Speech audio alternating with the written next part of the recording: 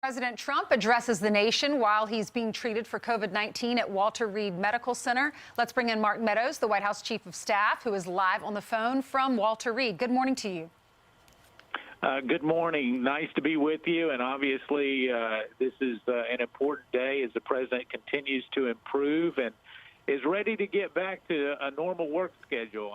He's already this morning, we've already had a couple of discussions on items that he wants to get done. Candidly, has already tasked me with getting some declassification rolling in a follow-up to some of the requests that Devin Nunes and others have made. What are the details for today? What time will he be leaving, and do you think he should be leaving? Well, that determination has not been made yet. Obviously, he continued to improve overnight, and his health continues to improve. The doctors will actually have an evaluation sometime late morning, and then the president, in consultation with the doctors, will make a decision on whether to discharge him later today. We're still optimistic that based on his unbelievable progress and how strong he's been in terms of his fight against this COVID-19 disease, that he will be released, but that decision won't be made until later today. So I heard you with Judge Jeanine on Saturday. We got your remarks on Friday.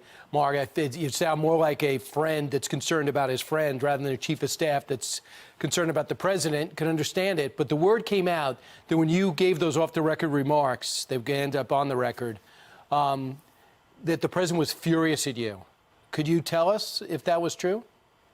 Listen, the president and I don't know where anybody's getting the furious part with, because the president and I have been together for the last 72 hours or more. We continue to work on behalf of the American people, and so that's just, I don't use the word fake news as much, but I can tell you that's not coming from Walter Reed or anything here. Listen, I think it's important that we're clear about the risk that the president had, and there was some real concern Friday morning. The doctor and I talking Friday morning, there was some real concern that helped us make the decision to come to Walter Reed. That being said, he improved very quickly. The treatment has been outstanding. He continues to applaud the work of the doctors and nurses and medical professionals here. I think the biggest key that we have for all of America is that this president, just like he just said, is really not only understanding what millions of Americans have had to face as they've come in contact with this disease, but more importantly, the fact that we need to continue to work on therapeutics. His treatment has been remarkable. His strength is incredible, and his fight for the American people. You know, he was talking to me this morning. We need to work on behalf of Second Amendment fight, protect religious liberties, continue to fight for the values that Americans hold dear, and whether it's late at night or early in the morning, he's consistent with making sure that he's fighting on their behalf. And so I'm just thankful for so many people, the people that are tuned in right now, millions of Americans that have, and indeed people across the world who have wished him well, have been praying for him. He, obviously expressed that appreciation to some of the people outside of Walter Reed yesterday, right. And even with that was getting criticism. Now, here's the interesting thing is, they're criticizing, well, he put his Secret Service agent at risk. Well, the Secret Service agent, how do we think that he got here? I mean, we came here in Marine One. The Secret Service agent that is with him has been with him. He's been with him in cars, and yet we took additional precautions with PPE and others to make sure that they were protected. But, a number of folks are trying to just make a big deal of that, when indeed I know that myself and some of the Secret Service detailees are right there with him, trying to make sure that he's protected each and every day and that he returns back to the White House as expeditiously as possible. Right. And, you know, a lot of people, Mark, just want to make sure that he doesn't leave the hospital too soon because they don't want to see him go back to the hospital. And we do understand that the White House has got a medical suite and he can absolutely be taken care of there. Can you explain, speaking of suites, can you explain the presidential suite there at Walter Reed? Because you were talking a little bit about how the president, you know, you got up early, you guys are already working. Is he in one room by himself? Are you in another room? Is there plexiglass? How many people are wearing masks? How do you interface with him? Is it you're yelling through the door or what? Well, that's a good question. No, we're not yelling through the door. We actually have a protocol. We get tested every morning. We have N95 masks. Are you all around a big conference table? Well, so we actually have an area that actually we check people in and out to make sure that they have proper PPE as they go in.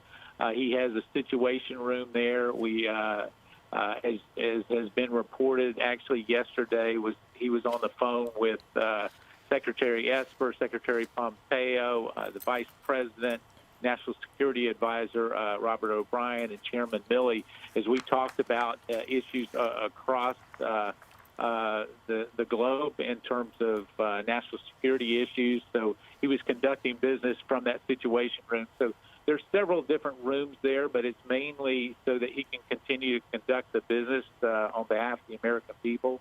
And so as we go in and out, those are normally doctors and nurses, his Secret Service detail, and myself, a few others that actually go into that area.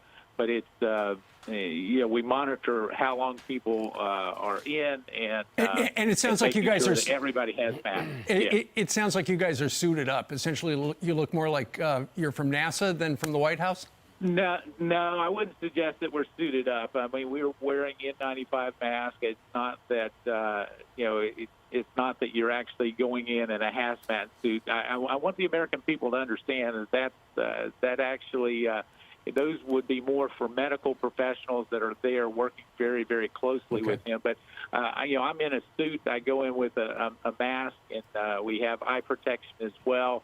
But as we're close to him, we continue to engage in his room and in the working environment as well. How do you explain that to your family? I'm sure they're worried. Is it just something that you sacrifice, just like the Secret Service agents that have agreed to take this position to protect the commander-in-chief?